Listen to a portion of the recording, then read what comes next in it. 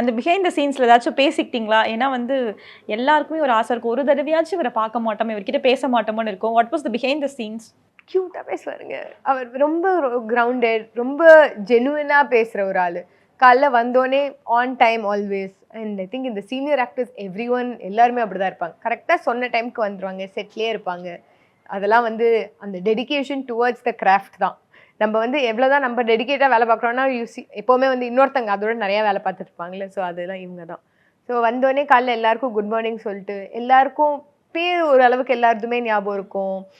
அவங்க என்ன பண்ணுறாங்க, ஸோ எல்லாருக்கிட்டையும் அந்த 2 லைன் பேசிட்டு அதுக்கப்புறம் அவர் போய் அவர் வேலையாட்டுன்னு சைலண்டாக ஹில் ஸ்டார்ட் அப்சர்விங். என்ன எங்கே நடக்குதுன்னு தெரியும். சைலண்ட்டாக இருப்பார், எதுவுமே கேட்கல அப்படின்னு இருக்கும். கரெக்டாக எங்கேயாச்சும் ஒரு இயர் ஷர்ட்ல ஹர்ஷு அப்படின்னு ஐயோ நான் இல்லை. ஹர்ஷா டைல்ஸ் இது ஆர்டினரி இல்ல, எக்ஸ்ட்ராடினரி.